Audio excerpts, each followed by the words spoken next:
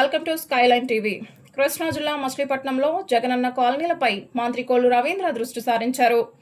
కరగ్రహారం గ్రామంలో 300 ఎకరాల్లో 16,000 ఇళ్ల స్థలాలు కేటాయించినప్పటికీ కనీస సౌకర్యాలు లేక లబ్ధిదారులు ఇళ్ల నిర్మాణాలకు ముందుకు రాలేదు. కాలనీని సందర్శించిన మంత్రి లబ్ధిదారులతో మాట్లాడి సమస్యలను తెలుసుకున్నారు.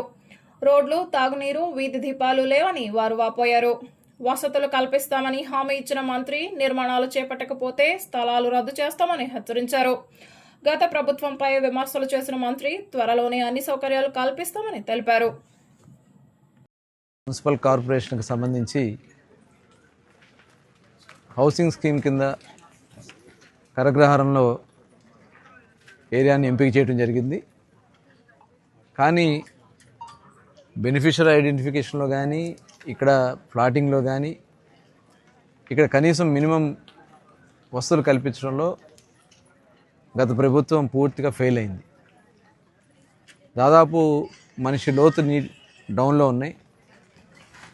మట్టిలో కూడా స్కామ్ చేశారు ఆ రోజున. ఈ ప్రాంతంలో ఎన్ఆర్జీఎస్ కింద మట్టి తోలకు అని చెప్పి సముద్ర తీరంలో ఉన్నటువంటి మట్టి అంతా తీసుకొచ్చి ఇక్కడ పోసి బిల్లులు చేసుకున్నారు తప్ప ఎందుకు నిరుపయోగంగా చేశారు. తక్కువ మట్టి తోలి ఎక్కువ బిల్లులు చేసుకున్నారు. ఆల్రెడీ దాని మీద ఎంక్వైరీ కూడా జరుగుతూ ఉంది. అయితే కొంతమంది ఇక్కడ ఇల్లు కట్టుకున్నారు కానీ కొంతమంది బేస్మెంట్ లెవెల్లో ఉన్నాయి, కొంతమంది రూఫ్ లెవెల్కి వచ్చారు, లింటల్ లెవెల్కి వచ్చారు, కొంతమంది పైన స్లాబ్ కూడా వేసుకున్నారు. అవన్నీ కూడా చాలా తక్కువ నెంబర్స్ ఉన్నారు. అంటే కంప్లీట్ అయినాయి కేవలం 804 15,999 ఫ్లాట్లకు గాను కేవలం కంప్లీట్ అయిన 800. అంటే కనీసం 5%, 6% కూడా ఇల్లు కంప్లీట్ కాల. అట్లాగే కనీసం రోడ్లు లేవు, వాటర్ ఫెసిలిటీ లేదు, లైట్లు లేవు.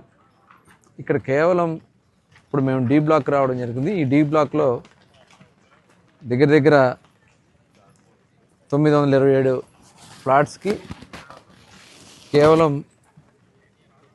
74 కంప్లీట్ అయింది. 74 కంప్లీట్కి చూపిస్తున్నారు కానీ కేవలం ఇక్కడ ఉండేది 16 మంది మాత్రమే ఉంటున్నారు.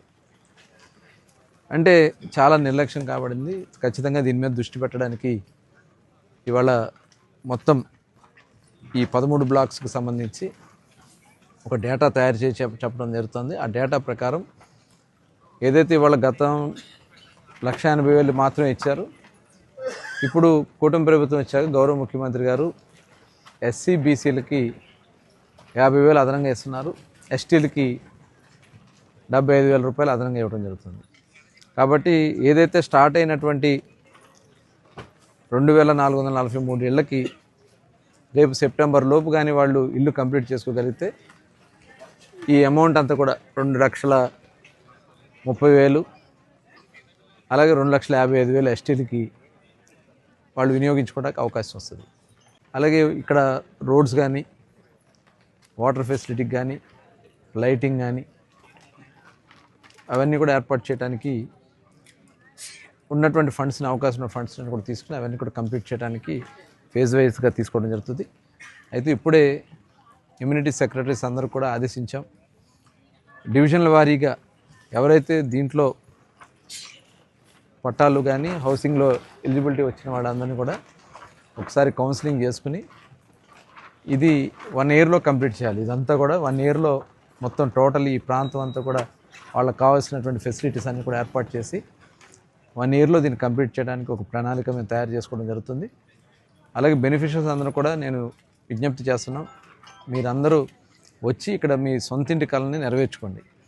దానికి కావాల్సినటువంటి సదుపాయాలు అన్నీ ఏర్పాటు చేయడానికి, మౌలిక వసతులు కల్పించడానికి ప్రభుత్వ పరంగా మేము చేయాల్సిన కార్యక్రమాన్ని కూడా చేసుకుంటూ ముందుకెళ్తాం జరుగుద్ది.